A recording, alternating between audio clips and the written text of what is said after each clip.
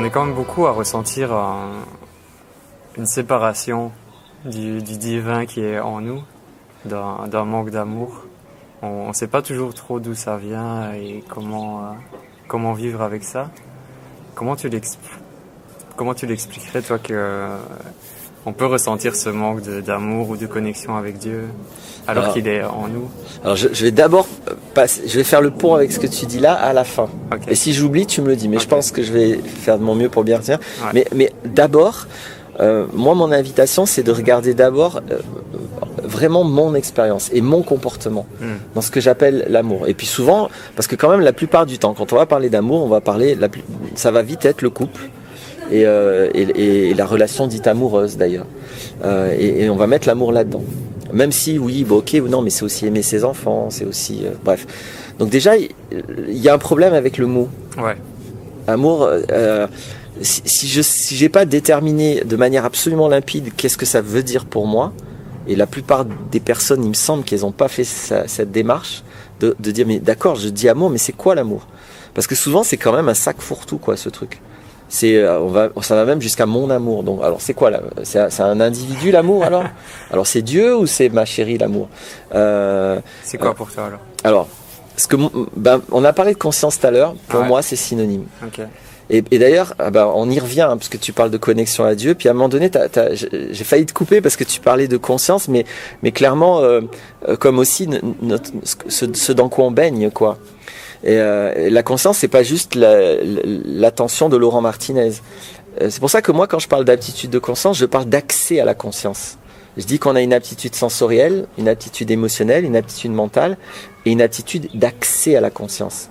Parce que j'ai un accès individuel à la conscience. Et pour moi, conscience, là, je suis un peu dans la même idéologie que les Mayas, de ce que j'ai compris des Mayas. Pour eux, tout est conscience, en fait. Et pour moi, voilà. Et donc, alors, pour moi, c'est synonyme, amour et conscience. C'est-à-dire que l'attention, la lumière, dans le sens de l'éclairage de ce qui est, pour moi, c'est ça, l'amour. Et donc, évidemment que du coup, si c'est juste de l'attention, sans intention, sans rajout, sans modification, juste l'attention. Donc, si je suis dans l'amour avec toi, je suis attentif à toi. Je suis ouvert à toi. Ça veut dire, je vais pas te juger, je vais pas essayer de vouloir que tu sois différent de... Non, j'écoute, je reçois. Et donc... mais si je fais ça, tu vois, je deviens presque transparent, en fait. Je deviens juste un espèce d'écran. Et puis, toi, tu passes par moi. Du coup, je touche toi, entre guillemets. Tu vois, tu traverses moi. Et en me traversant, je te perçois, mais de façon limitée, parce que j'ai qu'une perception d'humain. Mais là-dedans, je suis rien. Et toi, tu continues derrière moi. Ce que tu émanes et ce que tu es, ça va pas s'arrêter à ce que moi j'ai compris. Tu vois, tu n'es pas enfermé dans ma perception de toi. Et donc là-dedans, moi, je suis qu'un truc qui est traversé par toi. Et du coup, ça va dans l'autre sens. Donc, ça me plaît bien l'idée que la conscience, l'amour, c'est finalement... c'est peut-être la seule chose qui existe, c'est peut-être le vrai réel. Surtout, je sais pas si on va s'amuser à parler de mécanique quantique, tout ça, mais c'est peut-être, en tout cas, pour moi, c'est ça. Et donc, du coup, mais c'est peu important en même temps, parce que honnêtement, après, peut-être, je me place dans le fait d'être aidant et d'aider des gens. Mes demandes, c'est rarement, c'est aussi, je souffre, moi, l'individu, l'ego, je souffre. Je fais comment avec l'histoire d'amour? Je veux être aimé, je veux aimer. Comment je fais? Et donc, c'est ce que j'allais dire au départ. Du coup, j'invite plutôt à être attentif, à clarifier qu'est-ce que c'est l'amour. Ouais. Je suis en train d'hésiter un truc. Non, je vais pas. Sinon, je vais partir dans trop de sens. Tu peux y aller. Hein. non mais je vais y aller, mais par un autre chemin que celui qui est en train de me venir. Du coup, je trouve qu'il y a une grande confusion entre plusieurs choses. Ce qu'on va appeler amour, souvent, ça va être ce que moi j'appelle l'appréciation. Ça, c'est le j'aime Facebook. C'est le j'aime, le like en anglais. Hein. En français, on n'a pas beaucoup de mots. C'est juste j'apprécie. C'est un processus mental. C'est important, hein, l'appréciation. C'est pas parce que c'est pas l'amour, de mon point de vue, que c'est pas important. C'est très important. Honnêtement, si j'accepte de faire la vidéo avec toi, c'est parce que de tout ce que j'ai perçu de toi, j'en apprécie la grande majorité. Je vais pas faire une vidéo avec quelqu'un que j'apprécie pas. Mais après, je le juge pas, j'ai pas de problème avec, j'ai pas de conflit. Ouais. Mais là, ça c'est pas de l'amour, c'est de l'appréciation. C'est pas de l'amour pour toi, c'est j'apprécie des trucs. C'est le mental de Laurent Martinez qui est d'accord avec des trucs que j'ai entendus, vus de toi. Donc c'est important, mais c'est pas l'amour pour moi. Mais c'est l'appréciation. Ouais. Après, un autre truc énorme qui va être confondu avec l'amour, c'est l'attachement, l'émotionnel.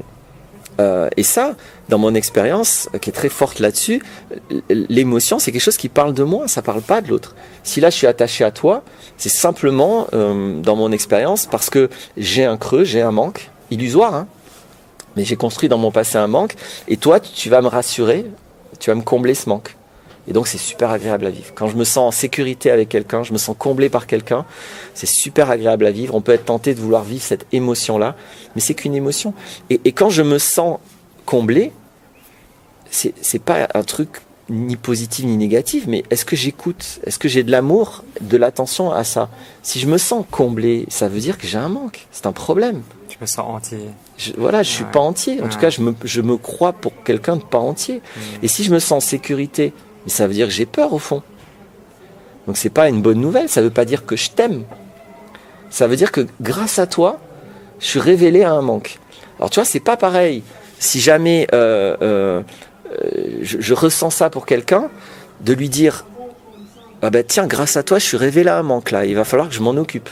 Ou de lui dire ah je t'aime, allez on se marie. C'est pas, tu vois, c'est pas les mêmes décisions, c'est pas la même conscience en tout cas, c'est pas la même conception de ce qu'on vient de vivre, et ça prend deux chemins très différents. Donc pour moi, mais c'est mon point de vue personnel, l'attachement, toute l'affectif, tout l'émotionnel, c'est pas ça l'amour. Le fameux truc qu'on ressent dans le cœur qui nous fait des papillons, tout ça, c'est important, c'est génial, parce que ça m'informe de manière magnifique d'un manque que j'ai, d'une illusion de manque que j'ai. C'est très important à écouter, mais c'est pas l'amour. Et un autre truc aussi qui est confondu avec l'amour, c'est simplement les partages, les échanges. On va dire, l'amour, c'est la tendresse, c'est les câlins, ou alors je sais pas, la paix, l'harmonie. La joie, voilà. Enfin, la joie, ça peut être encore autre chose. Mais disons, les interactions, les échanges. Je peux aimer me balader en nature avec toi. Et il y a des gens qui vont dire, l'amour, c'est ça, c'est la complicité. Ça, c'est les partages. Et là aussi, c'est super important. Les partages, les échanges. Et alors ça, c'est le vécu sensoriel. C'est je vois, je sens, j'entends ce que tu vas partager avec moi. Donc ça, c'est le vécu sensoriel. C'est pas de l'amour. Bon, je vais pas refaire les vidéos si toi tu as des questions pour préciser. Et il y a des moyens ça c'est ma proposition de distinguer l'amour de ces trois choses. Mais il y a des moyens très simples de vérifier que, en tout cas, l'humain est capable d'expériences différentes. L'appréciation, c'est une chose, l'attachement, c'est une chose, les partages, c'est une chose, et l'amour dont je parlais tout à l'heure, c'est-à-dire l'ouverture de conscience, c'est encore une chose. Donc en tout cas, il y a 4 choses, ça c'est sûr. Après, vous les appelez comme vous voulez, mais il y a 4 choses. Et donc, moi, je trouve important de distinguer, parce que souvent, c'est un gros mélange, et on est perdu là-dedans. Parce que si je crois qu'aimer, c'est tout ce qu'on... Puis vraiment, la pression est forte de considérer que l'amour, c'est tout ce qu'on voit dans les romans d'amour, les films d'amour, etc. Qui parlent que d'attachement, qui parlent de dépendance affective, mais pas d'amour. Pas d'amour. Mais alors après, du coup, c'est gênant pour beaucoup, parce que l'amour, tu vois, là, je parle d'amour avec toi, à t'aimer, mais je vais pas avoir de relation intime avec toi, et je suis pas en train de parler d'un couple avec toi. Rien à voir. Alors ça peut être gênant, parce que du coup, alors c'est quoi aimer mon copain ou ma copine là-dedans? Et donc c'est toutes ces questions-là qui viennent en fait mettre à jour nos conceptions, je pense un peu primitives, de l'amour, de l'attachement, mais du coup c'est pas considéré comme ça, et donc ça vient perturber. Ça s'appelle dissonance cognitive. C'est à un moment donné, je perçois un truc, ça colle pas avec ce que je pense. Bon, moi je trouve ces expériences intéressantes, ça permet de remettre en question ce qu'on pense. C'est un très vaste sujet, si tu lances là-dessus, donc bon, je me tais là pour l'instant déjà, mais il y aurait plein de trucs à dire. Et on va enchaîner sur la suite logique, c'est la dépendance affective. Ah d'accord, voilà, bon. Moi je viens de le vivre, je l'ai pris en pleine face. Et ce qui m'a aidé aussi, c'est à ce moment-là, de lire un livre de Krishnamurti, qui justement, lui, il explique ce que c'est pas l'amour, comme tu viens de le faire. Ça m'a beaucoup aidé aussi. Comment tu expliques aussi, la majorité des humains, on est souvent piégé dans les dépendances et les dépendances affectives. t'en as fait beaucoup de vidéos, Ouais. c'est un sujet passionnant. On dit souvent il faut apprendre à s'aimer soi-même avant d'aimer les autres. Alors là, déjà, Je sais il y a que cette phrase-là beaucoup de te- choses. Ouais. Alors, Vas-y, je te lance déjà, sur sur le la sujet. dépendance affective, effectivement, c'est un point avec ce que je disais tout à l'heure, parce que si moi, je pense que l'amour, c'est l'attachement, bah déjà, ça va pas m'aider. Ouais, C'est non. juste pas possible. Ouais. Parce que je prends pour l'amour quelque chose qui est juste un signal que j'ai un gros problème et que j'ai un manque. Et que je suis pas plein, et surtout que je suis plein. Le manque, c'est toujours illusoire. Hein. C'est toujours, je crois, avoir un manque. Et donc, moi, mon expérience à aider les gens qui sont dans des dépendances affectives me fait voir la création de la dépendance affective. Le départ, c'est vraiment un quiproquo. C'est-à-dire, je suis un enfant, j'ai des besoins relationnels, et à un moment donné, je suis pas satisfait dans un besoin. Alors, soit je manque de tendresse, soit d'attention, soit, on va dire, je manque d'amour pour simplifier. Et là, j'ai que deux manières d'intégrer cette expérience de manque. Je suis en manque de. Soit j'ai conscience que le problème, il est dehors. Et attention, moi je dis pas que le problème c'est que papa ou maman là il n'est pas disponible, ou il est pas bien, ou il est dans un comportement qui est inadapté. Bien sûr que c'est un problème, mais ça c'est pas mon problème. C'est le problème de l'adulte là qui est pas disponible, qui a un enfant devant lui et qui ne peut pas être dans cette relation d'amour avec cet enfant. C'est le problème de l'adulte. Ça. Maintenant, bien sûr que l'enfant a aussi un problème. Son problème, lui, c'est qu'il manque d'amour. Mais qu'est-ce qui fait qu'il manque d'amour? C'est pas qu'un humain, à un moment donné, il soit pas parfait. C'est la vie. Ça, c'est le réel. Tout le monde ne peut pas être disponible tout le temps. Le problème, c'est qu'en général, donc c'est pas dans toutes les cultures, mais dans notre culture, l'enfant, il est obligé de passer tout son temps avec ces personnes non disponibles. C'est ça le problème. Il est né dans une culture qui le coupe d'amour. Parce que cet enfant, il est sur une planète, il y a 7 milliards d'humains, il n'a pas de problème. Si cet enfant est un Guarani, ça c'est un exemple que je donne beaucoup, chez les Guarani, il n'y a pas de propriété, ni matérielle, ni relationnelle. Donc un enfant Guarani, il appartient à personne. Il va manger avec qui il veut, chez qui il veut. D'abord, il n'y a pas de chez. D'ailleurs, ce que je dis n'a pas de sens. Il y a pas de, on n'a pas, les Guarani n'ont pas une maison à eux. Il y a des maisons et puis chacun fait ce qu'il veut. Et les enfants aussi. Et ils mangent avec qui ils veulent, ils dorment avec qui ils veulent, etc. Et si à un moment donné, le géniteur ou la génitrice de l'enfant, il n'est pas disponible, c'est pas un problème. Dès qu'il s'est rampé, l'enfant de Guarani, il va vers le visage d'amour, le visage disponible. Et du coup, il n'a pas de manque. Naturellement. Oui, et il a la solution en lui. C'est pour ça qu'il n'a pas de manque. Et l'amour est aussi facile d'accès que l'air. Il y a de l'air partout. On a besoin d'air, on n'en souffre pas. Ok, on a besoin d'air, on n'en souffre pas. On a besoin d'amour, c'est pas un problème. Mais c'est pas un problème quand j'ai compris qu'il y a de l'amour partout et que j'ai qu'à prendre la responsabilité d'y aller et de le vivre. Et puis voilà. Donc ça c'est le quiproquo originel qui crée la dépendance affective. C'est j'ai pas compris que le problème il est à l'extérieur. Je crois que c'est moi le problème. Je suis pas aimable. Il y a quelque chose qui va pas avec moi. C'est là, maman ou papa, il m'aime pas ou il fait pas attention à moi. Donc c'est moi qui ai un problème. C'est moi qui va pas. C'est faux. Mais si je commence à croire ça, je vais rester fermé dans le manque, pas le besoin. Je manque là, et je crois que c'est possible que je manque à nouveau parce que je suis pas aimable, parce que j'ai un problème. Je suis pas comme il faut. Et donc ça, c'est la dépendance affective. Je suis coincé dans le manque, mais par erreur, par un quiproquo. Mais en même temps, ce quiproquo il est inévitable. Un enfant, il peut pas se dire, mais c'est quoi cette culture là qui m'empêche d'aller vers l'amour? C'est pas possible. L'enfant, il ne peut pas se dire ça. Il est obligé de se dire, c'est moi le problème. Papa, maman m'aiment pas, c'est moi le problème. Et donc c'est avant tout un problème culturel. D'ailleurs, le fait est que dans certaines cultures, ça n'existe pas, cette dépendance affective. Donc voilà comment c'est créé. Donc on fabrique ça, nos sociétés. Moi, je le vois comme ça. On est vraiment notre société est une fabrique de dépendants affectifs. Quand même, on l'est tous plus ou moins. Moi, j'ai eu cette phase aussi. Je suis allé jusqu'au bord du suicide, soi-disant par souffrance amoureuse, etc., etc.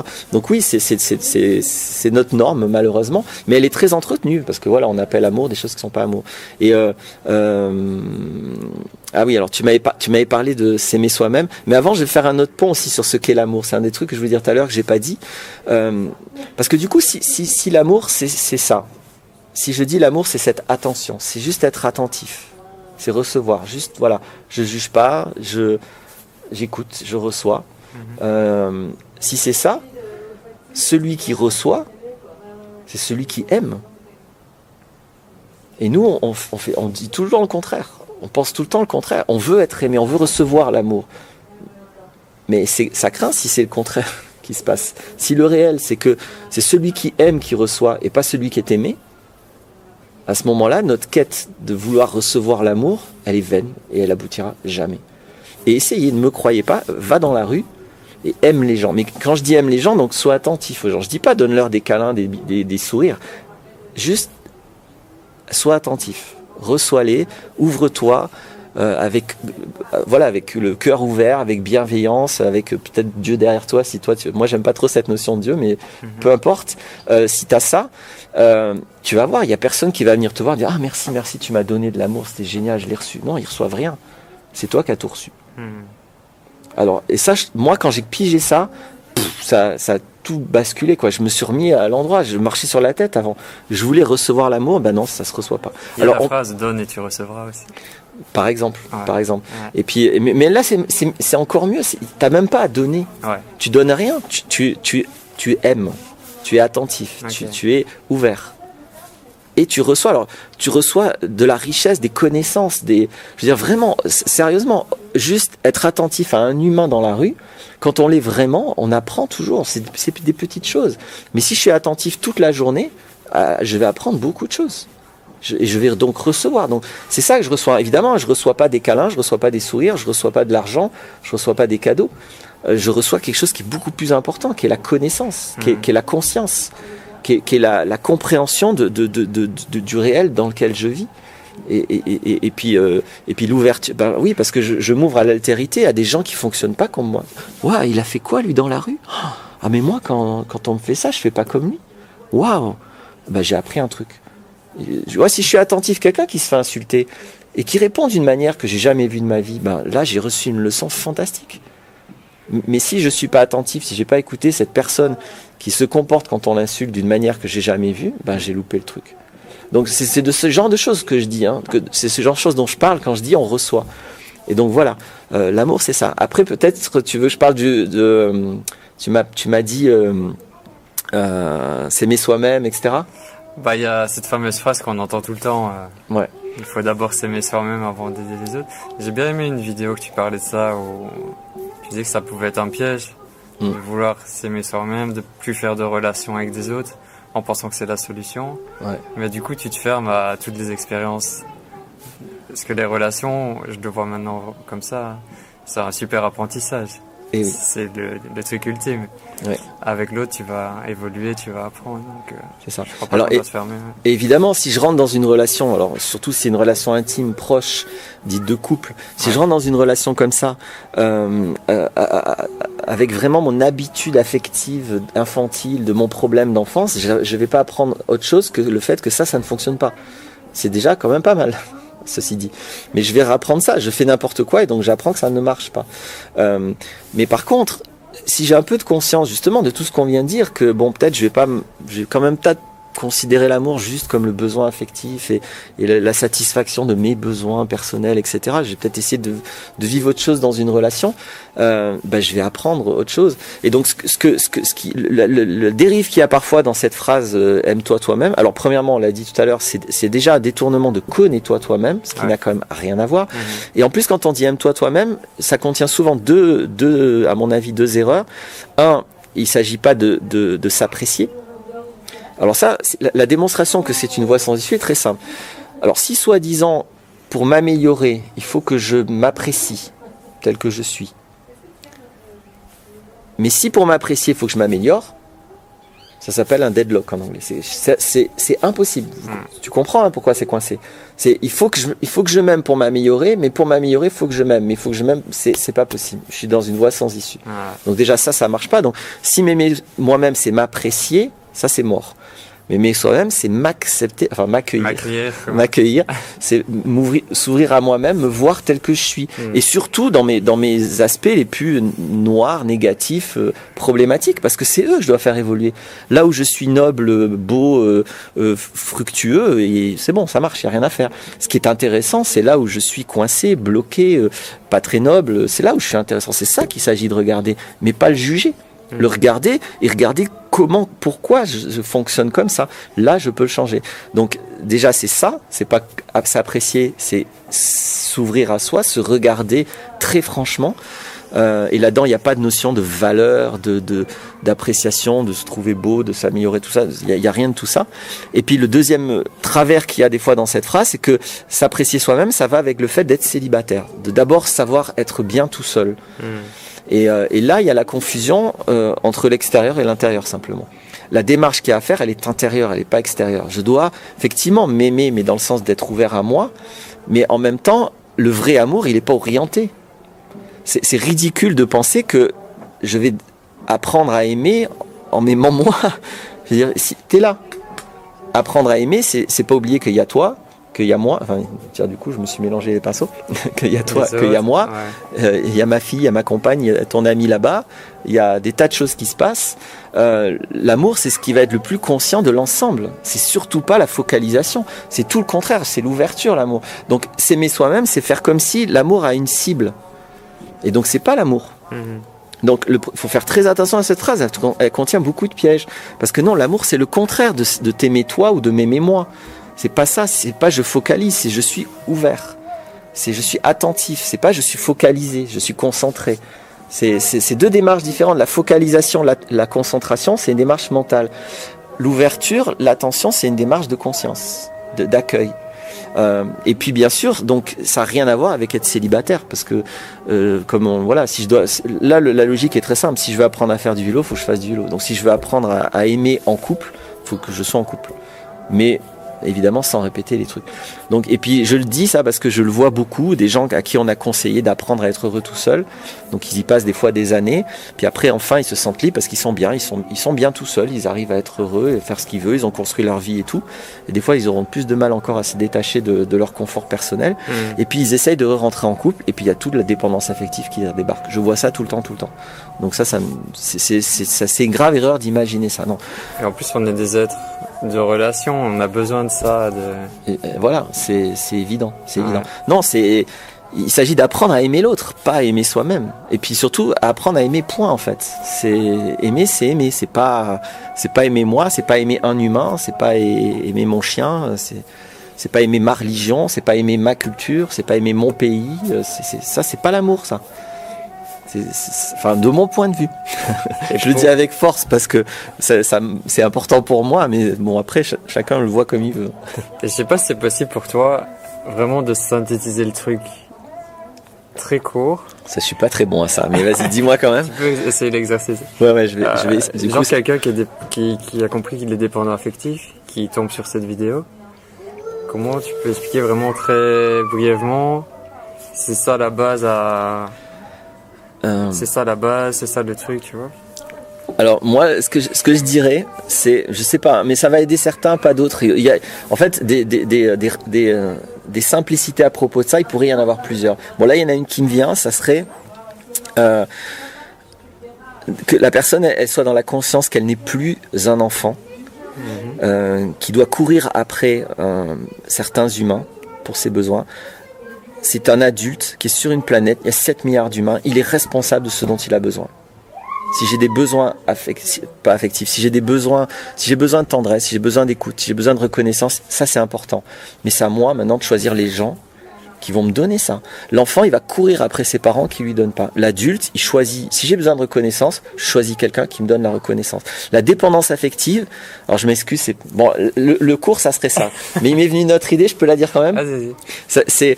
La dépendance affective, c'est des attentes infantiles. Okay. Sortir de la dépendance affective, c'est avoir des attentes adultes responsables. C'est quoi une attente affective, une attente infantile? C'est basé sur mes besoins. Tu vois, moi j'ai besoin d'attention, donc tu dois me la donner. J'ai besoin de tendresse, donc tu dois me la donner parce que j'en ai besoin. Ça c'est infantile. Parce que si toi t'es pas quelqu'un qui donne la tendresse, mais tu vas peut-être me donner des tas de choses, mais ça non, eh ben j'attends quelque chose que tu me donnes pas. C'est comme attendre que d'une fontaine à Coca-Cola qu'elle te donne de l'orangina. Ça va pas marcher comme ça. Donc prenons un jus de fruits et un jus de raisin. On va pas faire de la pub pour des entreprises qui détruisent des tas de choses. Donc l'attente responsable, c'est je te connais. Eh ben, je m'attends à ce que tu te comportes comme je te connais. Je sais que toi, tu es quelqu'un qui donne de la tendresse, je m'attends à ta tendresse. Parce que je sais que tu vas la donner. C'est facile, tu vas me dire. Justement, pourquoi se priver de ce qui est facile? C'est ça l'attente responsable. Je m'attends à quelque chose qui marche. je m'attends à ce qu'un cerisier me donne des cerises. Je m'attends à ce qu'un oranger me donne des oranges. Le dépendant affectif, il va vers n'importe quel arbre, il va vers un cactus et il veut avoir et des bananes et des oranges et des mandarines et des myrtilles et en plus de l'argent. C'est ça la dépendance affective. C'est j'ai des attentes inadaptés, qui sont pas adaptés au réel. Le réel est plus fort que toi, un oranger te donne des oranges, point. Et donc un humain donné, connais-le, aime-le, et tu sauras ce qu'il te donne. Et attends-toi à ce qu'il te donne, ce qu'il te donne. Et là, tes attentes sont satisfaites. Et il y a 7 milliards d'humains. Donc voilà la démarche. Et c'est accepter ça, accepter que je suis responsable de mes... Tu vois, quand je dis je suis responsable de mes besoins affectifs, ça veut pas dire que je suis responsable de ce que les autres me donnent, mais je suis responsable de choisir mon entourage. Et c'est très important, mon entourage. Comme tu l'as dit, on est des animaux sociaux. Enfin, tu l'as pas dit comme ça, mais moi je dis qu'on a des êtres de relation. Tu as dit ça plutôt. Et donc, je suis entièrement d'accord avec ça. Et donc, c'est notre responsabilité de savoir créer notre entourage. C'est très important.